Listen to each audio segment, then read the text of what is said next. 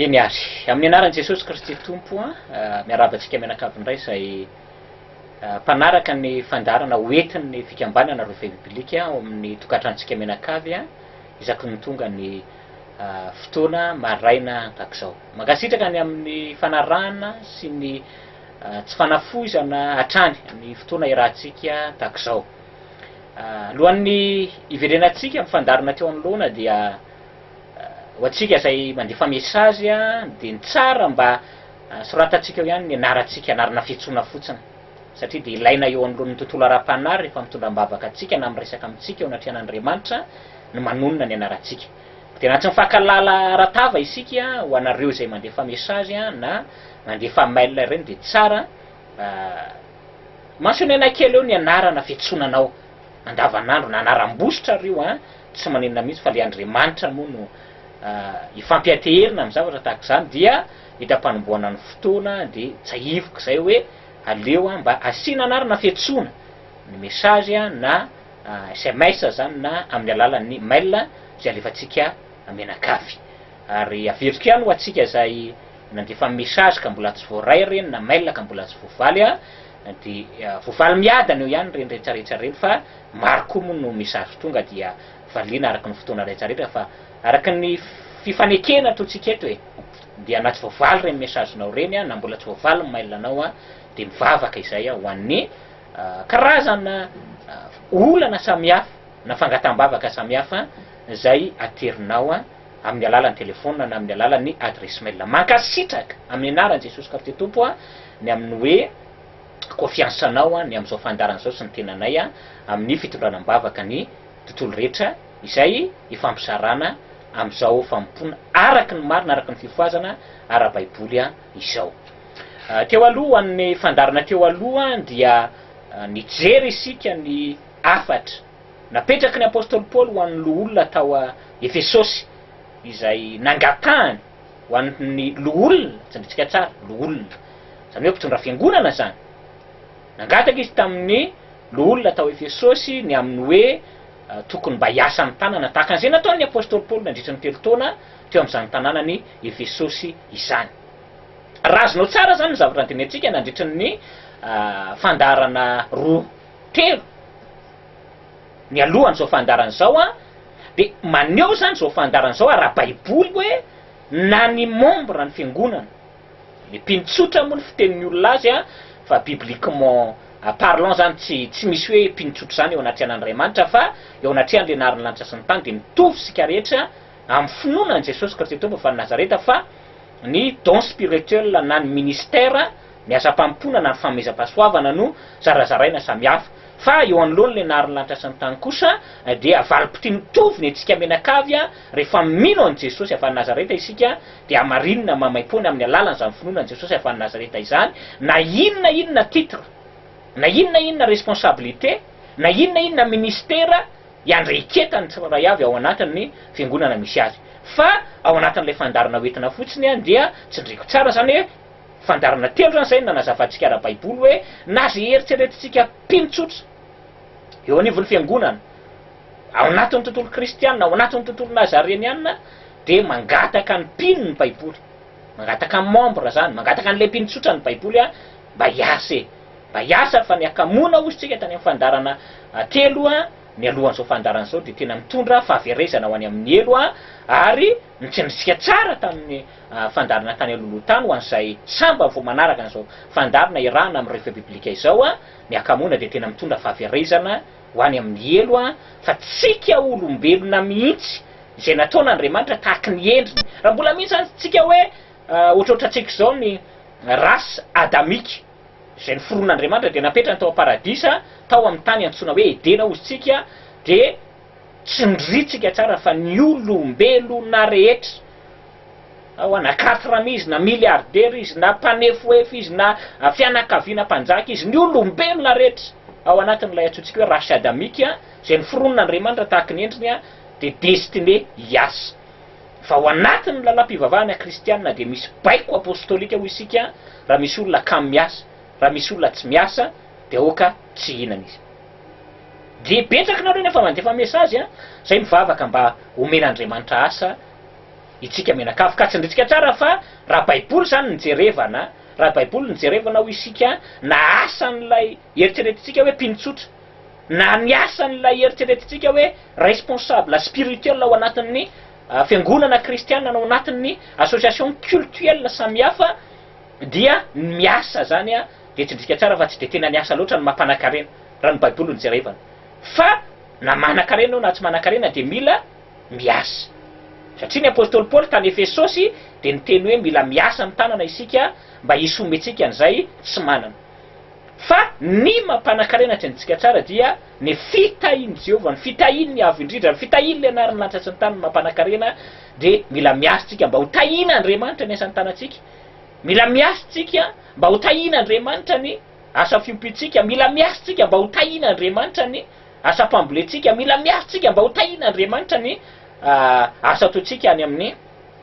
birao samihafa any a za mo asa araky ny soratra masina daholo reny rehetrarehetra reny a raha mamaky baiboly amin'ny teny frantsay anao de be de be ny ministre ao be de be ny administrateur ao be de be ny comptable ao ny asa birao samihafa reny asa ara-tsoratra masina tsara mihitsy a azo atao ka tsy reny asa rehetrarehetra reny mampanakarena ao anatin'ny baiboly fa mampanakarena ao anatin'ny baiboly de ny fitahiany ilay narin'ny lanitra sy ny tany fitahiany Jehovah raha baiboly protestanta ny mahazatra anao de ny fitahiany Jehovah ny mampanakarena ka izay ny mahatonga nyty firotorotona arakasy teo itsika zay ny mahatonga ny olona manambanina amin'ny fotoana tokony natao hivavahana ary a de lasa mitady vola ny olona satria te anakarena ary azadimy ny fandarana tany amin'ny fandarana faharaiky amby roapolo tany ho any fa nilasaintsika tsara rehefa namaky ny bokin'ny Timoty isika fa izay envie izay le filana ty anakarena zay a dia hametrahany devoly fandrika eo anoloantsika ty anakarena satria tafalatsaka amin'ireo karazana fakapana samihafa tsika de lasa tsy manana an'ilay maîtrise de soi tsony a hametraka an'ilay safidy hoe azoko atao sa tsy azoko atao tsy ty zavatra ty fa rehefa bizina de lasa manao an'le izy foana isika satria tsy manana an'ilay maîtrise de soi tsony fa tafalatsaka amina karazana fakapana samihafa ka tsindrina tsara zany za zavatra hoe mila miasa tsika tsy hoe mila miasa tsika mba anakarena tsindriko tsara zay a fa Andriamanitra kosa de vonona hitany asan'ny tananao ary raha olona destiné anakarena ianao de tsy maintsy manakarena ianao na mpamafatrano ny asanao na mpivaroboandro ny asanao fa rehefa tsy destiné anakarena ianao na manana DEA ianao na docteur ingénieur ianao na colonel ianao na général ianao na inspecteur des impôts ianao tsy haiko zay anaram-boninahitra samihafa eo amin'ny sehatra rakaso mihiny ety ambany masoandro ety a rehefa tsy destiné anakarena ianao a de tsy possible zany zavatra zany satria Andriamanitra ny manisy fetrany tsiraray avy hoy ny afatry ny apôstôly Paoly a tany Atena zay a ny afatra amin'netsika teto ho ana pino na le pinotsotra zany hoe ino fa isy olona anankiray de hoentina mbavaka fotsiny na tsy miasa ary de manakoanina hoentina mbavaka fotsiny na tsy miasa ary de manana fitafiana tsara tarehy hoentina mbavaka fotsiny na tsy miasa ary de manana tranobe hoentina mbavaka fotsiny na tsy miasa ary a de manana manontany ory ozy ny fiteny malagasy a de tsindritsika tsara fa efa mihoatra ny fahamarinana hoetin'ny baiboly zany mihoatra ny fahamarinana hoetin'ny baiboly zany fa ny fahamarinana hoetin'ny baiboly de miasa ianao aloha miasa de tahina le asanao tahina ny asan'ny tananao a de raha destiné anakarena ianao tsindriko tsara raha destiné anakarena tsindriko tsara de tsy maintsy manakarena ianao a na inona asa ataonao zay ny mpinotsotra ny fitaka anakiray misy ao anatin'ny fivavahana kristianina ho itsika teo amin'ny fandarana teo talohan'ity fandarana ty any amin'ny fandarana faraiky amby roapolo tany zany a ho an'ny olona zay iverina ijery zany amin'ny alalan'ny YouTube ohatra na amin'ny alalana réseaux sociaux samihafa dia tany amin'ny fandarana faraiky amby roapolo tany de nitsindrinay tsara teto fa tsy mpinotsotra ihany ny destiné hiasa raha le fomba fiteny zany fa na ny olona manana ndraiky saram-pana responsable spirituel leader spirituel reny hoe pasteur reny hoe mopera reny hoe évangéliste reny hoe mpaminany reny hoe tsy fantatro de konina samihafa eo anivon'ny fiangonany reny a dia ny rasy adamika mihitsy ozytsika no natao a hiasa ka tsy de ara-tsoratra masina ozytsika zany hoe misy olona anakiray ny asany a mampianatra baiboly ny asany a mitombo filazany tsara ny asany mitondra fiangonana mitondra titre pasteur mitondra titre mpampianatra mitondra titre apôstôly mitondra titre évangéliste de tsy mianatra tsy miasa mitondra titre koena de tsy miasa fa hoe mitondra an'le fiangonana no loharano karena na loharanimbola ao anatin'le izy a de natsehotsika teto tamin'ny fandarana teo aloha fa ny apôstôly Paoly zay missionnaire apôstôly goavana indrindra navita mission telo zany tety ambany masoandro tety fa niasa tamin'ny tanany jerevantsika tamin'ny fandarana fatelo amby roapolo talohan'ity zany zavatra zany ka miantso zany miantso zay eo amin'ny fikambanana refe biblika hoe na ho an'ny leader spirituel na ho an'ny fidèle zay mino an Jesosy Kristy tompony amin'ny karazana association culturelle na fiangonana kristianina samy hafa any hoe alao ny karazana fitaka ho atsika leader spirituel tsy voaporofitsika raha baiboly zany hoe leader spirituel ny asan'ity olon'ity de iny ny amelomany ankonany ho jerevantsika amin'ny fandarana orinan'ity hoe sendra heritreritra mantsika hoe ny levita nena ny mpisorona tany amin'ny testamenta taloha de œuvre spirituelle asa-panahy mihitsy nataony de reo ny amelomany ambiankonany misy tsaran'izany ny baiboly ary manateboka hijerevana an'izany tsika ao anatin'ny ankonana kristianina hoe iza no afaka mipetraka eo alohan'izay toerana nisy ny fisorona tany amin'ny testamenta taloha zany hoe manao asa mpisoronana izy de zay fotsiny ny asany manao asana levita izy de zay fotsiny ny asany fa tsy mamboly tsy miompy ho jerevantsika tsara zay fa apetrako tsara fa tsy ny leader spirituel ao anatin'ny fiangonana kristianina no tsara toerana ipetraka eo anoloany zany position an'ny Cohen na ny mpisorona tany amin'ny testamenta taloha zany ka anjaro hoe ny mpisorona na ny levita tany amin'ny testamenta taloha tsy miasa fa nikarakara ny asan'Andriamanitra ny nataony de aty amin'ny testamenta vaovao koa lasa tsy miasa ny pasteur lasa tsy miasa ny mpampianatra lasa tsy miasa ny mpaminany lasa tsy miasa ny evangelista satria mikarakara ny asan'Andriamanitra sy ny fivavahana fotsiny ny ataony sasanangy roa samy hafa mihitsy zany rehefa mponireo ho jerevantsika tsara mihitsy zay ao anatin'ity fandaran'ity fa raha mba maneritena zany tsika leader spirituel hoe za tokoa ve de avita mihoatra ny vita ny apôstôly Paoly ny apôstôly Paoly tsy ndriko tsara fa continent anankitelo no mifehezany fiangonana kristianina iraka anankitelo tsinona nataony missionnaire anankitelo tany amin'ny partie any Asie mineure moa filazan'ny baiboly azy tany Europa ary mazava ho azy tany amin'ny tany zay niovany fo tany amin'ny tany ny Damascos fa tsy tany Jerusalema akory ny apôstôly Paoly tsinona niova fo fa tany amin'ny tany ny Damascos tany amin'ny tany ny Syrie de reo tanàna na faritra anankitelo reo nanaovany iraka missionnaire akoatrany tany Jerusalema akoatrany hoe nigady izy indraindray fa navita ny asa tamin'ny tanany jerevantsika teto ny asan'ny apôstôly toko fa 20 hoe mpanao lay ny asan'izany apôstôly Paoly zany de niray rara tamin'izany olona rehetrarehetra mpanao lay zany izy ka mino amin'ny anaran'i Jesosy Kristy fa tsisy olona zany amin'izao vanim-potoana zao hoe sahirana ara-pivavahana mihoatry ny apôstôly Paoly ka tsy afaka hiasa izy fa ny apôstôly Paoly de nanatateraka n'izany fampona izany fa nanana moyen afaka nisany ka tsy de marina raha baiboly zany le hoe amin'izao vanim-potoana ny tonjato faraka amin'ny roapolo zao dia misy olona hoe mitondra fiangonana ka tsy miasa ao anatin'ilay izy apetraka tsika tsara fa manao recap fa ho azavaina tsara ny fomba fijerin'i Jesosy ny amin'ilay hoe zay mitoro ny filazany tsara de anana fivelomana amin'ny filazany tsara misy tsaran'izany ny baiboly tsy adinontsika zany fa jerevantsika hoe ahoana ny plan ecclésiastika hitondrana zany ao anatin'ny fivavahana kristianina izany de ny fandarina fa telo amby roapolo nentina teo anoloana moa zany mampafantatra atsika rehetrarehetra teo aloha mampafantatra atsika hoe ahoana no afahantsika mamantatra olona hoe ty olony ty mpamitaka ao anatina tontolo kristianina ty olony ty milaza marina ao anatin'ny tontolo kristianina fa ny fiangonana apôstôlika leader spirituel na leader ecclésiastique ao anatin'ny sehatra kristianina de tokony hanaiky fa reo leader spiritueln'ireo izy ny apôstôly Paoly de tahaka ny reny miany zanany de anjarany reny milaza ny tenany na mihevitra ny tenany ho ray aman-dreny ara-panahy reny zany ny miany zanany ao anatina tontolo kristianina satria anazava zany ny hoe iza ny tsara mipetraka eo amin'le toeran'ny Cohen sy ny levita tany amin'ny testamenta taloha ny mpisorona moa zany tany amin'ny testamenta taloha sy ny toeran'ny pasteur na ny mpampianatra na ny Cohen amin'izao vanim-potoana zao de reto misy zavatra anankiroa zay afangarontsika foana matetika ary ny manahirana moa mampianatra amina televiziona sy amina lalana media samihafa isika fa manahirana na de ny mpanao gazety na de ny mpitondra fanjakana de na ny mpitondra fivavahana de mini manafangaro an'ireto zavatra anankiroa reto ka avakely reto vetivety mba ahafahantsika mamantatra ny hoe tsara toerina ve ipetraka eo amin'ny toerana Cohen izay tsy miasa tany amin'ny testamenta taloha fa io asana Cohen io ny asany de aty amin'ny testamenta vaovao nefa le pasteur le mpampianatra le mopera le presbytera le tsaiko zay tsotsika n'ilay leader spirituel ao anatin'ny plan ekleziastika ao anatin'ny fiangonana kristianina tsara toerana hipetraka eo anolon'lay toerany mpisorona sy ny levita ve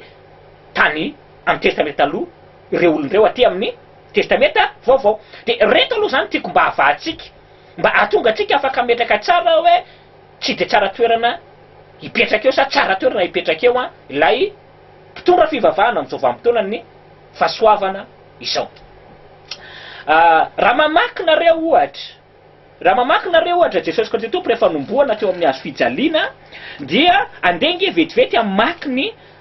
filazantsarany jaune tsika. Amaky ny filazantsarany jaune toko fa 7 tsika.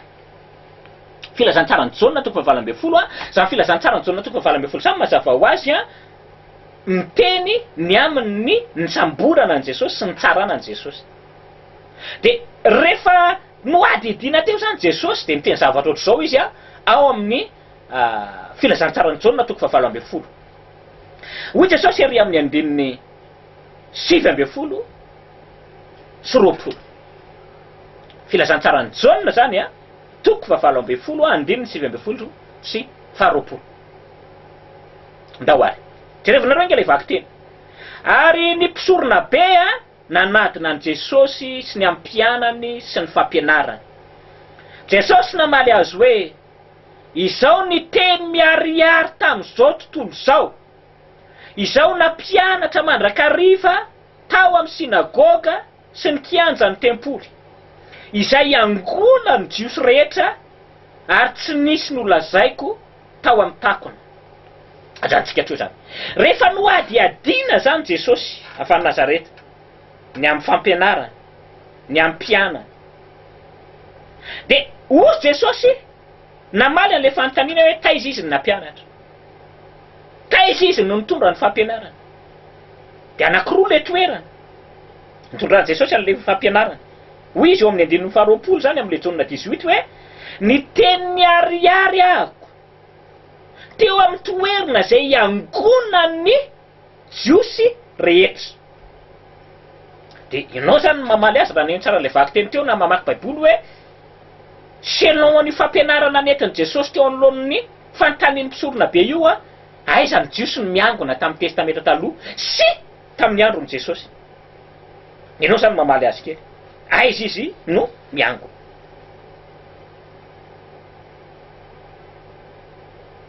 Hoy Jesosy averiko tsara le 9 tapany faharoa ny toerana iangona ny jiosy rehetra zay nitenenako ny ariary de tao amin'ny tempoly sy tao amin'ny sinagoga. Sika ve zany zavatra zany averiko tsara zany averiko any le 9 satria mety mbola zatra le fampianarana tenen'ny mpanompon'Andriamanitra samihafa tsika de tsy miverina tsara izy averiko tsara le izy. Mba ho azo tsika satria iaingeto mantsy fanazavana an'le hoe ohatrany diso kosa ny teneninareo amin'ny brevet biblique zany satria taloha ny koianina tsy niasa fa fivavahana ny fivelomany de iaingeto zany le fanazavana apetraka. De tiako azonao zany le base ingana aloha. Hoy zany Jesosy hoe ny toerana iangona ny jiosy rehetra dia eo akianjan'ny tempoly sy eo amin'ny sinagoga. Averiko ihany tompoko. Misy toerana ny angona ny jiosy tety tamin'ny andron'i Jesosy. Reo toeran'ireo dia antsoina hoe sinagoga sy kianjan'ny tempoly. Zany le teny hoe sy. Le teny hoe sy zany no miteny amintsika hoe nisy toerana anankiroa tety fivorian'ny jiosy, fiangonan'ny jiosy. Tsika zao rehefa makany am-piangonana rehefa lahady na rehefa sabata makany amin'ny sinagoga. De zao ny atsotsika an'io sinagoga na le fiangonana io zany rehefa makany am-piangonana tsika sabata na lahady hoe tempolin'Andriamanitra hiditra atao amin'ny tempolin'Andriamanitra isika. Satria tonga ao am-piangonana tsika. Raha le trano idiranao rehefa sabata na rehefa le alahady io ary no tempolin'Andriamanitra zany de aiza zany le sinagoga. Satria raha manaraka ny fampianaran'ny Kristy isika, raha fiangonana kristianina le fiangonatsika de Jesosy mila mampianatra eo akianjany tempoly de mila mampianatra ao amin'ny sinagoga. Toerana anankiroa samihafa mihitsy reo any amin'ny tempoly sy any amin'ny sinagoga. Fa tsy hoe tempoly na sinagoga. Raha ohatra zany le eritrerititsika hoe tonga ny sabata na tonga ny alahady de lasitsika makany am-piangonana, de zao le fitenitsika hoe tonga ato amin'ity fiangonan'Andriamanitra ty isika na tempolin'Andriamanitra. De anankiray ihany zany le toerana fiangonan'ny Jiosy rehetra raha izany. Asa rahantsika le fanazavana hoentinay na fa tsy na le tenenin'ny Jesosy eo tsy hoe zako ny teny miariary teny amin'izay angonan'ny Jiosy rehetra de teny akianjany tempoly na teny amin'ny sinagoga. Le hoe zany le tiako tenenina eo anareo tsy mahazo an'le namy teny gasy raha izay de anankiray le toerana iangonan'ny Jiosy rehetra. Fa anankiroa ny toerana fiangonan'ny Jiosy rehetra tamin'ny andron'i Jesosy dia na izy miangona eny amin'ny tempoly na izy miangona eny amin'ny sinagoga, any am-piangonana zany ozy any amin'ny eglizy. Tokony ho hafahafa eo amin'ny sofitsika zany aloha raha iazontsika tsara zany fanambaran'izany no hoe fa maninona ary amin'izao vanim-potoana zao io le trano andanantsika rehefa sabata na trano andanantsika rehefa lahady io no antsointsika hoe tempolin'Andriamanitra. Ary misy mihitsy moa miantso amin'ny fiangonana amin'izao vanim-potoana zao hoe trano masina. Ny sinagoga amin'izao vanim-potoana zao de misy olona manana sinagoga de hoe masina io sinagoga io ka tsy azo idiran'ny olona tsy fantatro tsy vita batisa, tsy manonona ny teny hoe Yahosoa satria masina sinagoga, zay manonona Jehova tsy mahazo miditra amin'ny sinagoga satria masina io, zay tsy voafora tsy mahazo miditra amin'ny sinagoga satria masina io. Miala tsiny ako, miala tsiny fa ao amin'ny baiboly, sokafo ny baibolinao. Aza mety rebireben'ny olona zany tsika na amin'ny teny hébreu na amin'ny teny grika zay makina an'le baiboly tsy olana, na amin'ny teny frantsay na amin'ny teny anglisy tsy maninona, fa kio ny baibolinao hoe zaho anatin'ny baiboly no miantso sinagoga hoe masina ty sinagoga ty. Nasonareo ve le izy? Tamin'ny andron'ny Jesosy Kristy tompo, tamin'ny andron'ny Kohen, tamin'ny andron'ny Levita ny antsoina hoe masina de ninona? Ny tempoly. Ny tempoly ny masina. Ny tempoly natsoina hoe tranon'Andriamanitra. Fa tsy ny fiangonana, tsy ny sinagoga. Ka Jesosy Kristy tompo tamin'ny andron'ny nofony. Raha mamaky ianao ohatra ny filazantsarany Luka 4 ohatra, 9:40 de mahita fa isaky ny tonga ny andro sabata de makany amin'ny sinagoga i Jesosy. Fa tsy makany amin'ny tempoly tsy makany amin'ny tempoly, fa makany amin'ny sinagoga Jesosy isaky ny andro sabata. Fa isaky ny izy makany amin'ny tempoly. Ka io ianao le isan-kerinandro makany amin'ny fiangonana io zany de tiako mampafantatra anao amin'ny anaran'i Jesosy avy Nazareta fa hafahafa be raha isan-kerinandro ianao no makany amin'ny tempoly aloha. Fa Jesosy isan-kerinandro makany amin'ny sinagoga. Amin'ny fandarina ao aoriana zany mijerevantsika hoe isaky ny izy makany amin'ny tempoly. Ka manomboka milalana eo ambavatsika aloha zany no hoe samy hafa re olona ny sinagoga sy ny tempoly, samy hafa ny fiangonana sy ny tempoly. Ka io le andanantsika isa-tsabata na isan-kalahady mandeha any am-piangonana io, zany moa ny anarana hoe fiangonana. Fiangonana kristianina, fiangonana nazarenianina, sinagoga io, tsy tempoly ny anarana io. Fa fandehanana isa-tsabata io fiangonana. De menareo anako zany hoe aizany misy hoe sinagoga masina na fiangonana masina na tranon'Andriamanitra masina io andanana isaky ny sabata io. Zay zany milomenareo amin'ny alalan'ny message, amin'ny alalan'ny mail zany, fa tsisy an'izay de manjary diso le andraisantsika an'le baiboly zany aloha. De avao zany aloha manomboka androany ny hoe mandeha any amin'ny eglizy ianao isaky ny sabata na isaky ny lahady fa tsy makany amin'ny tempoly. Dia zay introduction kely zay indray aloha zany no hoe tsika amin'ity fandarana manaraka ity amin'ity fandarana ity fa tapitra sady ho fotoanantsika satria minitra no miresaka eto de manantena ny mesazinao sy ny mailanao zany amaly an'izay de fandarana manaraka an'izay tsika miona soa anazavako anao no hoe inona ny antsoina hoe tempoly ary isaky n'inona no makany amin'ny tempoly. Ndao ary mitombo fahasoavana, mitombo fahalalana, fandarana manaraka miona isika. Veloma tompoko.